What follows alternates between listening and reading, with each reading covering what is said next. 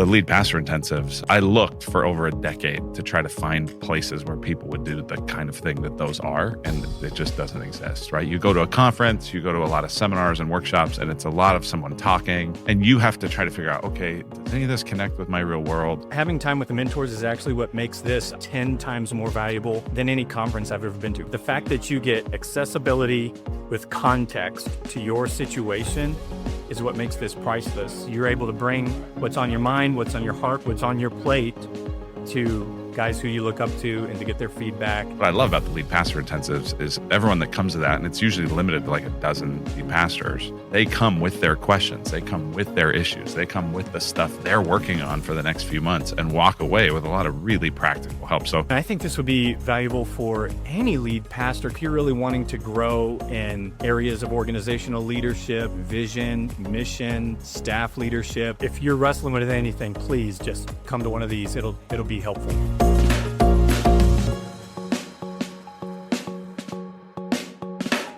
Do you still enjoy preparing a sermon? Oh, yeah. Yeah, I love it. Yeah, I mean, almost always. I mean, there are times where it's difficult, where you get a little bit stuck, but yeah, most of the time I just think, holy smokes, I can't believe I get to do this. It's great. Welcome back to the Preaching Through podcast. Today's episode is all about something that should pique your interest. It's preaching through efficient sermon prep. We recently did a training day, and it was how to prepare a sermon in 8 hours or less. And that's a little bit of a fungible number. It's an arbitrary number. Yeah, it's an arbitrary number, but more or less how to get your sermon prep process in a predictable, controllable state so that you can predict how long it's going to take and do it in a efficient manner over the long haul. Well, the reason you want to do that is so that you have time to do all the other things, right? Every pastor we talk to is like, well, I do more than preach, right? Like people will joke, what's it like to just work one day a week? And it's like, if they only knew. I mean, all the things that you have to do. And especially, and really, I was about to say, especially those in smaller churches or solo pastors, but it's true all the time. I mean, there's just always more to do than you have time to do it. So there's nothing magical or right about 8 hours of sermon prep. But if you're spending 8 hours of sermon prep instead of 15 hours of sermon prep, well, that's 7 hours a week that you're now having back available to lead other things, to grow other things, to invest in other things, to shepherd other people. Like that's pretty valuable time that over the course of a year adds up significantly. The goal actually is not to shave down the amount of time, although that's one of the benefits. The goal is to come up with a process that allows you to be effective, faithful to the scriptures, fruitful in your ministry. Yeah, there you go. There we go. Love it. But also doesn't make the sermon prep process feel like a grind. Back in 2023, it might have been, we were getting ready to do the first preaching lab. You had said, I was talking with a guy. I was like, hey man, like you've been preaching full time now. Like, how's it going? And he's like, I hate it. Yeah. Like, I just hate it. It's a grind to put together a sermon every week. And it's like, you don't want any part of your life to be like that, especially one where it's like, you probably dreamed about being able to do this. Like, it is a privilege. There are a lot of people though, I like to ask guys who preach, do you enjoy the preparation or the delivery more, or do you enjoy them about equally? I'd say of all the people I've asked, most people say, I really enjoy both. But there certainly are some who say, I really enjoy the preparation more than the delivery, or I really enjoy preaching it more than the studying and the preparing. And so I imagine that plenty of people listening are like, yeah, sometimes I like it, but sometimes it's just a real grind. And that's true even for me. I mean, I do like it. It is sometimes also a grind. And I want to just try to do it as efficiently as I can, not because I'm trying to like make it cheap, but I want to go, what's a really high quality sermon in as short of amount of time as possible? If I can do that, then that frees me up to do a lot of other stuff. And so thinking through what are some strategies for being more efficient in our sermon prep, I think that's time well spent. You've got a baseball background. If you're not into baseball, please just tolerate this for a few minutes. But Dave and I are both baseball fans. We are baseball fans. There was a player here in Arizona. His name was Mark Reynolds. The dude would just pound the ball, but he struck out at a rate that was just almost exponentially more than other players. And I do think baseball has gone to more of a long ball deal, as opposed to some of these teams back in the 90s who had like 6 guys batting over 300. Now you're lucky to have one guy. Mark Reynolds would strike out in a season about as many times as Tony Gwynn struck out in his whole career. That's exactly right. Yeah. So what does this have to do with preaching, Dave? Go with me. Okay. There's some players that step up and you can tell they're trying to, just every time they want to hit a home run. That's all they're trying to do. Yeah. And the strikeouts are going to add up. And there's debates on whether or not that's actually helpful. Sure. Most of those guys wind up not having very long careers.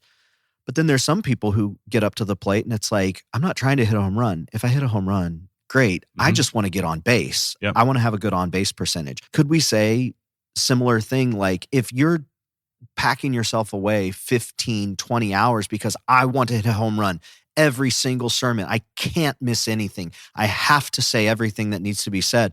Is it possible to say like you're probably going to strike out? If not in your preaching more often, in other areas of ministry, isn't just getting a base hit sometimes good enough? It's good enough for me. I mean, there's so many weeks where, I come home from church and Molly will say, how'd you think it went? And I'll go, I got a base hit. I got on base, or I moved the chains. Either way, it's a sports analogy. Yeah. We moved it forward. I also think any preacher who thinks I need to hit a home run by saying everything is guaranteeing they're going to strike out.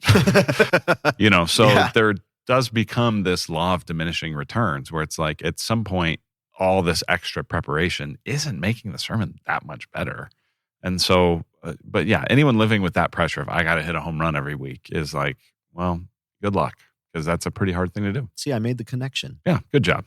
One of the things in the training day that you said, which perked up my ears, and I'm sure it perked up others, is I'm just trying to prepare a sermon that's good enough. Now, in the context of that entire training day, it's good enough to be faithful to all of the things that I say I want to be faithful to. That was the context. But I want it to be solid. I want it to be insightful. I want it to be true. I want it to be helpful. But it doesn't have to be, wow, I remember every word of that. Or that's the greatest sermon I've ever heard. I'm not aiming at that. You are human. And so very much so. There's been several times where I would like, hey man, what's going on? And you're like, it was just a really busy week. Like I'm going to wind up spending Friday and some of Saturday. The sermon just got pushed to the back end. And so that's inevitable, even if you have a process that you like, because you are trying to be faithful to the other areas of ministry and not just trying to sock yourself away and preach a sermon, right? Yeah, that happens sometimes. I think for a number of pastors I interact with through the Preaching Lab cohorts, it happens all the time. And it's frequent and it's normal. Whereas for me, that might happen once or twice a year. But a lot of guys, it's like it happens once or twice a year that they aren't preparing last minute. And so a lot of this is really trying to say, well, what are some ways there's always going to be extra busy weeks, extra busy stuff, things you didn't plan for, things you didn't prepare. That's going to happen. But how do you more often than not have predictable, good practices, rhythms, routines that help you to prepare really great sermons as efficiently as possible? That's what we're aiming at. One of the things that I love most about being a part of Faithful and Fruitful is I get to read all of the feedback that comes in from pastors who go through the Preaching Lab cohort with Luke. After each cohort, I send out a survey and the responses come rolling in, and preachers are consistently saying the same thing. The personalized feedback from Luke in the cohort is a game changer for their preaching. What's interesting, pastors aren't having to go through any major overhauls. The things that we talk about in the Preaching Lab are small but important changes. They're getting feedback on body language or voice control or sermon structure or their ability to proclaim the gospel. These are things that you can actually implement immediately in your preaching, and it makes all the difference in the world for preachers. Pastors are telling us that they've never received feedback like this before on their preaching. It's feedback that's practical and immediately makes a difference week to week. So if you crave real, tangible feedback that will actually show up in your preaching, our next cohort is open for registration. As a special bonus, because you're listening to this podcast, when you register, if you send me, Dave, a quick message to info@faithfulandfruitful.com and mention this podcast, I will send you access to the Sermon Prep Process Training Day, plus the entire Preacher's Toolkit as a thank you, as a bonus. So head over to faithfulandfruitful.com/cohort, get registered for our next cohort, and thank you for listening to the podcast. So what this episode is going to turn out to be is we're not just going to rehash what we did on the training day. That training day is there. It's available, faithfulandfruitful.com/training days. Yeah. And for people who are interested in that, part of what I do is I walk through like hour by hour. If I was going to try to do it in 8 hours, what would I do the first hour? What would I do the second hour? What would I do the third hour? And so I think that's really helpful. And even for people who aren't necessarily trying to do it in 8 hours or less, I think there's a really interesting thought exercise, which is to say, what might I learn about my preparation process if I tried to do it that quickly? Like maybe I might find, oh, I'm actually spending too much time on this or this or this. So yeah, we would commend that resource to you. We're not going to rehash it here, but what this is going to be is some of the more just discussions on the nuances, a complementary resource to that. So if you love your preaching process already, that's fantastic. You might be able to take one or two things from this discussion that really amplifies and complements it. So the first thing, we have an entire episode on a preaching calendar. Maybe we'll do another episode because that was back in season 1. It's been a few years now. How do you think of the preaching calendar in specific relation to efficient sermon prep? It's one of the key pieces. Like I would say it's such a foundational part of having efficient sermon prep. Because what a preaching calendar is doing is it's saying, I know basically the passages or the topics that I'm preaching about 6 to 12 months in advance. And the reason that helps with the week-to-week sermon preparation efficiency is because if I know stuff is coming, then I always kind of in the background have on my radar, oh, there's a resource related to that. I'm preaching on that in a few months. There's an illustration that would relate to that. Like there's a sermon illustration I'm going to use next week that at some point, probably 4 months ago, I came across and went, I know that on that week, I'm going to use that illustration at that part of the sermon. And I know exactly, right? And that happened. So now I'm not, this coming week as I prepare that sermon, I'm not going, gosh, what's an illustration that I can use for this thing? Like I already know it. And so that doesn't happen all the time. But when you have a sermon calendar in advance, enough of that happens that it does save you time week to week. You know what's coming. You're able to read ahead. You're able to do some preparation. You're able to dig a deeper well so that when it comes time to draw water week to week, you've got water there to draw. What is the current method that you're using for socking away those ideas, for socking away articles? I know you've used Evernote in the past. I know that that's something that a lot of people are curious about. Yeah, everyone asks me about this. How do you organize your stuff? Yeah, I used to use Evernote, and then I just started feeling like Evernote stunk. Like these things kept popping up asking me to pay for more stuff, and I wasn't getting much value out of it. So I switched over to Notion. I use Notion. It's free right now, and which I like that. That's the right price point for me. I'm kind of cheap that way. The thing I would say about Notion is when I first was learning about Notion is like endlessly tinkerable. You can just tinker with it forever. And there's all these customized things. I am the kind of person that's tempted to do that. So I just had to resolve, I'm going to use this in the most basic way possible. So that's what I'm using now. I know plenty of people who use just the native notes app on their phone, or they use an ongoing document in Google Docs, but I think some sort of way, especially right now electronically, since so much of the content you run into has some sort of electronic thing, or even if it's something that I experience like in my life, I can still write a note about it, or I can take a picture of something and then put it in there. So that's what I'm using now. But do you have just one long running note in Notion, or one long running document, or are you like piecing them together? I mean, you don't have to get into too much detail. No, I don't mind that. So I have really the two that interplay the most in this conversation would be at the beginning of the year, I create a table. And the table basically has a page for each of the sermons I'm going to do. So I just put out, I put all the sermons I'm going to do in there.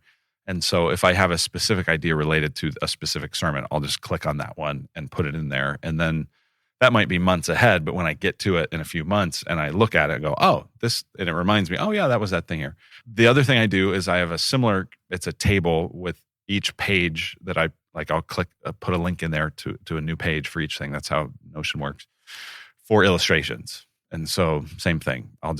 Each illustration idea I have just becomes a new thing on that table. And That's when it's less of like, okay, I know I'm going to use this illustration here in this specific place, and more just, that's an interesting idea for an illustration, and I'm just going to catalog it. And so then there are times when I feel stuck, or when I'm just thinking about stuff, and I'll just look through that and scroll through that and go, oh yeah, this would work, or oh, that doesn't really work, or oh, that makes me think of this other thing. So that's how I catalog that. The thing I love about having the catalog in general in something that's easy to scroll, it's just easier to respond to something than it is to create something from scratch. We have the sermon illustration library on our site, and I was asking different preachers, like, how are you using it? The majority came back saying, I might not use something word for word or the exact thing, but it just gets the juices flowing. Yeah. It just gets me thinking in a direction, which that's really valuable when you're trying to be efficient, because there's nothing worse than just sitting and having no thoughts cross your brain. There's a local radio sports talk show host here. He's a former NFL player. His name's Ron Wolfley. And he always makes this statement. He always says something about, when you do something for the first time, it means this. When you do something for the second time, when you do something for the third time, here's what it actually means. I was like, I always found myself trying to remember what it is. So I was like, will ChatGPT remember it if I tell it to remember it, right? Like if I have an illustration and I want it to remember it, I don't want it to forget. If I have a story, if I inputted something, I want you to remember this. So 4 months ago, I said, I want you to remember this always. So I was like, okay, did it remember it? So you typed in whatever the phrase was? What the phrase was. I used ChatGPT to find it. I want you to remember this always. And then you put it in. Yeah, so we're talking about finding things. And so I was like, okay, let's see if it did it. I just said, what was the Ron Wolfley quote we talked about before? It was, 1's a point, 2's a trend, 3 is a pattern. So it remembered it. That was it? That was it. Wow, good job. Maybe that's ChatGPT for the win. Yeah, right? Maybe that's one of those things you can start experimenting with. Well, and to your point, that is what is so helpful about these electronic tools now, is you don't always remember exactly, where did I read that? Where did I see that? But when you have that search capability, it helps you recall it and brings it to the surface. And all of that helps you do it more efficiently. So Seth, who's on staff here, we were recording something, a little project we're doing about showing sermon process. And he says, I only do Kindle now because it just is so helpful to find the things when I'm searching for them. Like I can find them so much more quickly. And there is something to holding a book, but I mean, it is great to be able to just say, where did he say that? And be able to find it. Yeah. Okay. So that's how you categorize and that's how you sort. So preaching calendar, capturing ideas ahead of time, reading ahead of time, getting more into the weekly, getting more into, I have to do this every single week. What are some of the things that help with efficiency there? One of the things is you have to develop consistent weekly rhythms and schedule. And I think that the process of doing an ideal week calendar is really helpful here. So this is one of the early training days we did, was on developing your ideal week. And that always feels funny because it's like, well, an ideal week. When do you ever have an ideal week? And the answer is never. But the process of developing an ideal week is really trying to say, what are the most important things that I have to devote time to? When am I going to be strategic about devoting that time? Well, certainly for anyone who's a regular preacher, preparing the message would be one of the most important things. It would be, what Stephen Covey would call a big rock that has to go in first. And so that process of saying, okay, here's when I do this. Here's when I set this time aside. And if you were to open up my calendar, I mean, what you would see is I have appointments that are just recurring appointments every week in the same slots for sermon prep.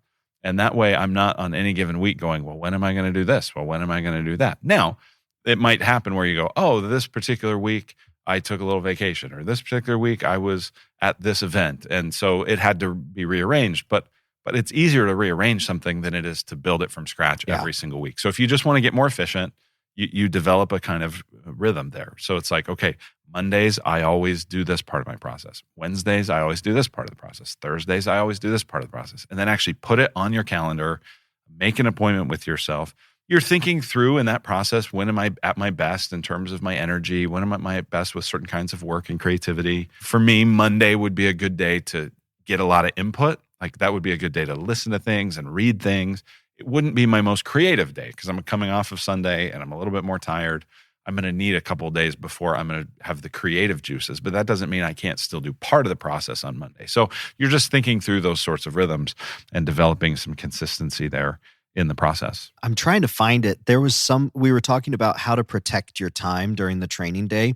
And one of the preachers that was active in the chat was really, really active during the entire recording. One of the things you've said, and you said this in the busyness in ministry episode, I will tell people like, hey, I'd love to get together. I actually already have an appointment in my calendar.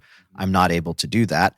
And then, of course, well, what are you doing? Like nobody asked no one that. asks, yeah. But if you were to say it was like, it's an appointment with the Lord. Like it's to do this particular thing. And one of the guys goes, I just straight up tell people I'm sermon planning. He's like he says, I make sure that my staff knows in this box, like that's what I'm doing. I don't want to be interrupted when I'm doing this particular thing. I don't know why, but I think maybe I do know why. I think it's because as pastors, we're trying to be servant-hearted. We're trying to be generous. We're trying to be kind and selfless. And so if someone, if your normal sermon prep time is on Wednesday morning or on Thursday morning and someone says, Pastor, can we meet? Pastor, can I come by? Pastor, I have something important I need to talk about. We want to serve them. And very often it's not an actual emergency. Very often it's something that they want to talk Wednesday morning. It actually could wait till Wednesday afternoon, or it could wait till next Monday. But in our desire to be accommodating, we accommodate it. And then what we just did is we threw off our whole week. We threw off our whole rhythm. And now we're trying to like fill in the gaps and prepare a sermon. And it's like going, okay, so out of your love for this one person, which is really good. It's, Jesus talks about the person who left the 99 to, the shepherd who left the 91 to love the one. Okay, so you're loving the one in that moment. But now, are the 99 suffering because you prepared a half-baked message that you did in the leftovers and the nooks and crannies of your week and your time because you actually let the whole thing get upended by this thing that actually wasn't in the end a real emergency? So I'm not sure that that's the most loving thing for your church. I think it's actually possible more often than not to love the 99 by keeping your sermon prep time in the block you put it in, and also to love the one who probably has more flexibility than they're letting on, and you can actually still get your time with them. So I think that's an important thing. The other thing pastors have to accept is there are times where I'm not going to be able to meet this person's need. And sometimes if we're honest, what we realize is people don't want help, what they want us. Mm-hmm. And we have to be able to go, if you would like help with this, if you have a true emergency and you need someone to help you with this, I can get you help. It's just I can't be the one to do it right now. And then the ball's in their court. And if they say, well, then never mind, then okay, that's their decision. But having those consistent blocks and then not canceling with yourself. Like we hate it when people cancel on us, right? You show up at the coffee shop and you get a text like, oh, sorry, I'm not going to make it. This thing came up. And you're like, what the heck?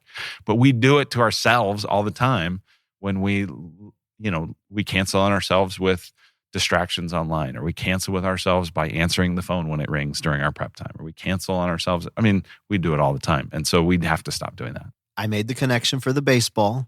So okay. I'll make the connection. Are we going into the arts now? No, or we're not going. We're sticking with baseball. No, neither. It's another connection. Great.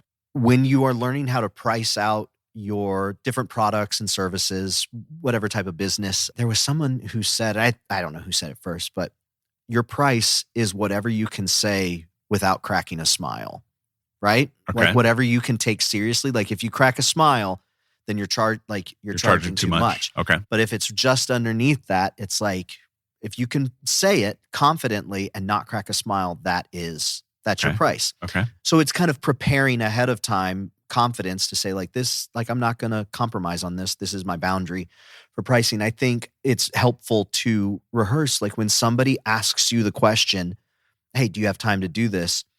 And if they even press, to have something rehearsed that you feel confident in saying, that you're not going to proverbially crack a smile, but like, no, I have conviction. I feel confident in this answer, and even practicing it rolling off your tongue, so that when somebody, especially if you're trying to do this practice for the first time, mm-hmm. and you really want to install some boundaries and you really do want to protect your time, rehearse it, let it roll off your tongue, make sure that you feel comfortable with the words that you're using, and then begin trying those out, because you've trained people that they can have your time whenever they want it. And now it's going to be uncomfortable telling them you can no longer have my time whenever you want it, but here's what you can have. Here's the time that is available. And if you practice ahead of time, it's going to give you confidence to stick by it when it actually comes into play. Did I make the connection? Yeah, that's good advice. All right. Score one. Okay, so you've got your weekly rhythms and you've got your weekly timing, but then you've got your process. And so the one is about timing, your weekly schedule and rhythms. This one is slightly different when it's actually your process. Every preacher should be able to explain their process. So that's part of what I do in the 8-hour sermon prep training day is explain, here's the steps I take. But I just would say for whoever's listening, figure out what are the steps you take. And if you don't take the same steps every time, it'd be worth asking, why not? Why? Like sometimes you read the text in this translation and sometimes you don't. Well, why? And I think just to say, here's the process I follow and here's what I do. And it's consistent and I'm not starting from scratch. And it's like, if I just had a template and I was just working through it, that's the value of the sermon architecture tool. It's just to say, this is what I do. This is how I do it, right? I think about an NFL quarterback. So now here I'm going with the sports. Ooh. I assume I've never watched an NFL quarterback prepare for a week. It would be like one of my bucket lists. If I ever had the chance to just follow an NFL quarterback around for a week, it would be like the greatest thing ever. I'm assuming that an NFL quarterback follows the same process every week.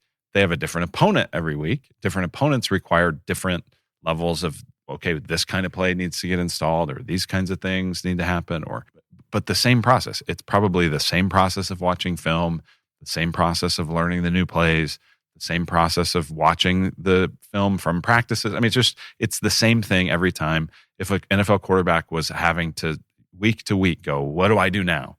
That would be an overwhelming process. And so I think a preacher is a little bit like an NFL quarterback in that way.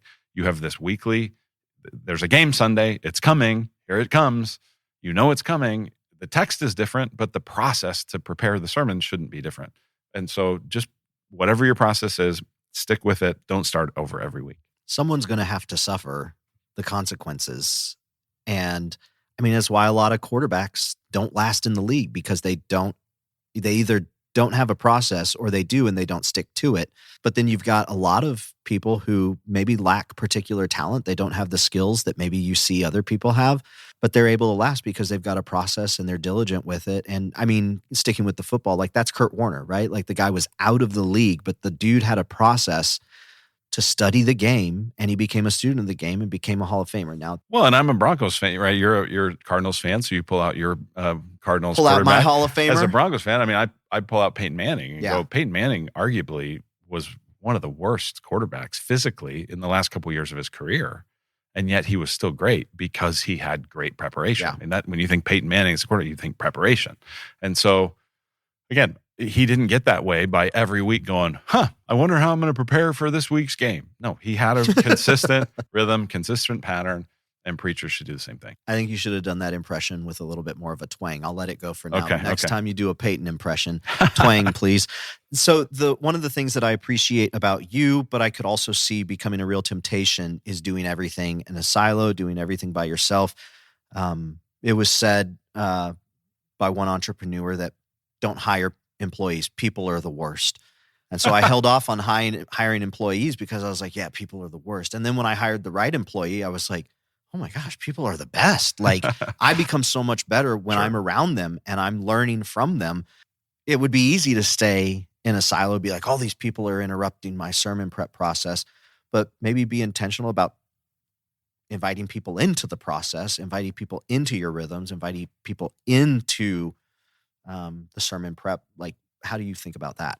There might be people for whom like they just have to do this whole thing by themselves. Like I'm assuming that that's a possibility. For me though, I actually find that one of the keys to efficiency is to create some environment where I'm talking it through with other people.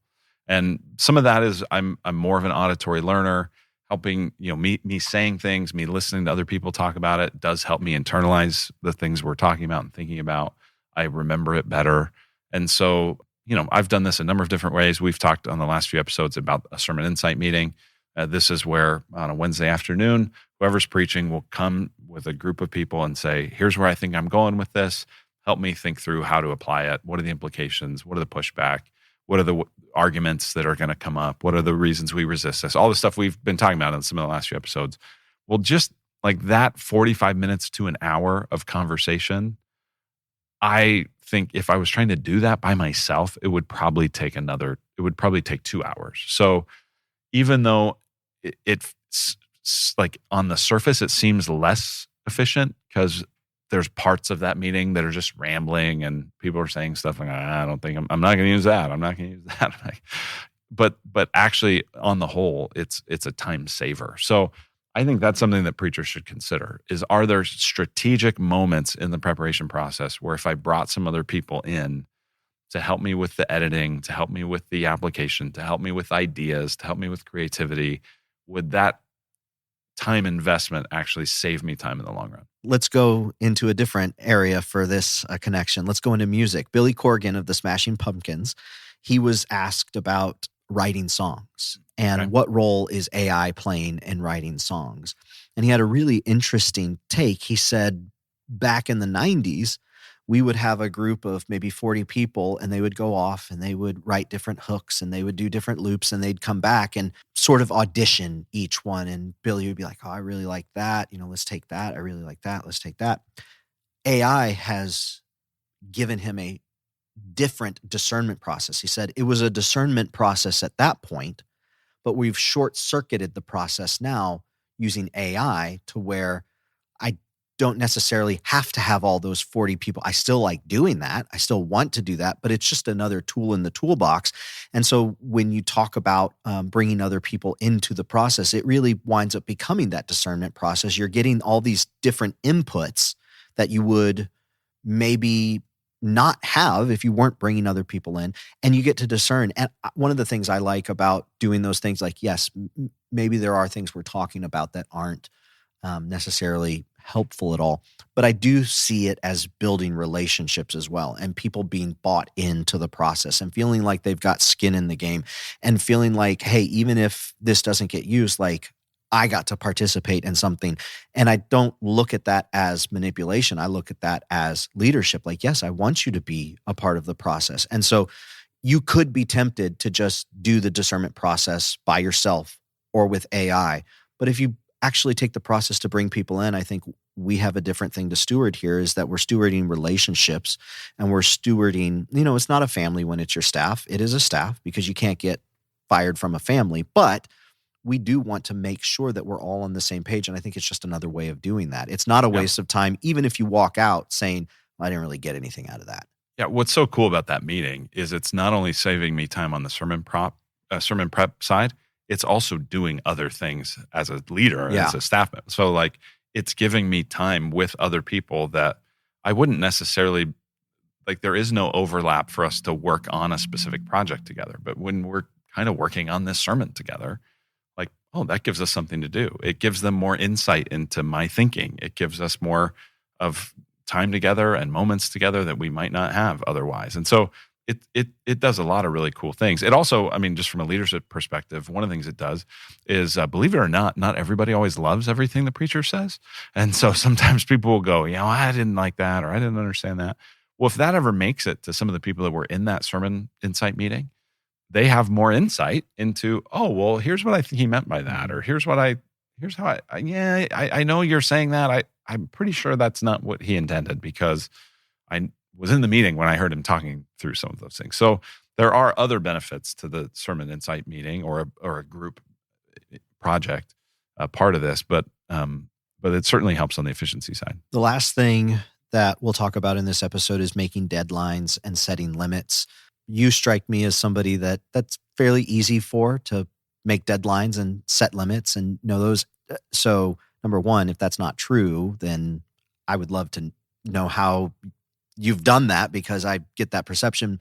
But number two, how do you advise somebody to do those things? And, I think some of it's just discipline, self-discipline, but is there more to it than just that? Well, most people have the experience of like working really well under a deadline. Like, oh man, this thing's due. I got to get it done. It's got to go. Wham, like I get it done. The real art becomes, can you work well under an artificial deadline? And if you can hold the line on that, then you have all of that same benefit of like, oh, I got to get this done, but it's actually in advance, right? Like I don't want to be, if possible, like putting together my message Sunday morning. Like there have been times where because of, this person was scheduled to preach and they called in sick and now I've got to put this thing, like there's times where that's had to happen, but that's not my best sermons. And I don't want that to be the case. So that becomes the trick. It's interesting with my son right now is he's 9 years old and Molly and I have given him a challenge. He wants to be a better baseball player. And so we've given him a challenge around, taking a certain number of swings every day and that sort of a thing. And one of the things I say to him almost every time before he goes out is I say, hey, buddy, and now he'll like, I'll start it and he'll finish it, but I'll say, hey, successful people do consistently when no one's watching what ordinary people do occasionally and only with an audience. I don't really care that much if he's a great hitter. I do care that he's the kind of person that will do the right thing and work hard and be diligent consistently and when no one else is around. And so I'm trying to instill that kind of discipline. As pastors, we should have the Holy Spirit and we should have increasing and growing self-control to where we can say, all right, by this point in the week, I'm done with this part. By this point in the week, I'm done with this part. Sometimes it helps if other people are depending on it, where you go, okay, the small groups person needs this message done by this time so they can write follow-up group questions, or the tech person needs this done by this time so they can create the slides. So if that's helpful, I think that is a resource worth using. But one of the things I talk about a lot, I love the idea of the Parkinson's law. Parkinson's law is the idea that work expands or contracts to fill the amount of time you allow for it. So if you give yourself all week, it'll take all week. If you give yourself till Thursday at noon, it'll take till Thursday at noon. So creating those artificial deadlines, sticking with them, that is one of the ways to be more efficient. Do you think Peyton Manning has some artificial deadlines and that's how he became great? He probably did. He strikes me as the type of person that would have that sort of thing going for him. Yeah. So like I said, this episode was a little bit more on the periphery of efficient sermon prep, the mechanics, the tactical, the more practical. That's what we covered in the training day. That's certainly available for you. But hopefully in this episode, it gives you a little bit more complementary information and maybe pick one area. I think the temptation that I felt early on, just starting to learn was I got to do all this stuff. And it was really freeing to decide I'm just going to try and do one thing. If I can do one of these things really well, I think that will go well for me. And then I can add more over time. So maybe just look at these. We've got a calendar. Maybe that's where you need to spend your time. Reading ahead and capturing ideas, developing a system for that. Putting out a weekly or an ideal weekly schedule. If you were to have an ideal week, what would it look like? And what would you kind of shoot for? What would your actual process be? And if your description of your process is, I have no process, well, that's probably a really good place to start, is identifying, here is what I'm going to try for the first time and then tweak it. I love the phrase that you use in ministry is like, this is what we're doing for now. Your process doesn't have to be established. This is the process here for, no, this is what I'm doing for now. And then put it under the microscope and be willing to change and, bring other people into it. I know you've said, I'm fascinated to see how other guys put their sermons together. I'm not going to use it, but I'm fascinated to see it. Well, look at what other people are doing. And you might use it. Talk it out with others and then make deadlines and set limits. That was the list we had. Anything else you want to add to the conversation? You have to get more efficient. You just have to. This is not optional for your enjoyment, for your longevity. You have to be able to do this. And I realize not everyone's wired the same. Not everyone's built like me. Some people literally have ADHD, and that changes the whole story in terms of how you would prepare a message like this. And so you have to know yourself and play around and experiment. But the main thing I'd say is develop a plan, develop purpose. Don't just wing it. Don't just rebuild it every week. Have some sort of strategy. If you have a strategy, you can always deviate from it. But I'd rather deviate from a consistent strategy because I have to than each week having to go, well, what am I going to do this week? And that's the main thing. I just want to help people not be in that situation. That sounds terrible. If you're a bivocational pastor, if you've been doing that for any number of time, I want to go ahead and ask you to send a message, info@faithfulandfruitful.com, and maybe just share a bullet list of, 1 3, maybe 5 things that have been really helpful for you. I Yeah, realize those guys have to be efficient. they have to be efficient. There were several bivocational preachers on the training day, and it's just a completely different dynamic. That's a great example of Parkinson's law. Yeah. It's like, I don't have as much time to prepare. So guess what? It doesn't take me as much time to prepare. Whereas the guys who it's like, well, I could kind of waste a day doing a bunch of this, and actually half of it's tinkering around online. Like, well, that's not very efficient. That's not very good stewardship. I mean, I guess good for you that you get to waste that time, but that's not what any of us want to do. If you're bivocational, send an email to us just with some bullet points of like, this is what I've done that has really been helpful, making the most of time. I found that this practice has worked very well, or I've seen it work well with other guys who are in the same situation. I would love to hear that. That's one thing that I know there's a lot of bivocational preachers that are interacting with what we do at Faithful and Fruitful.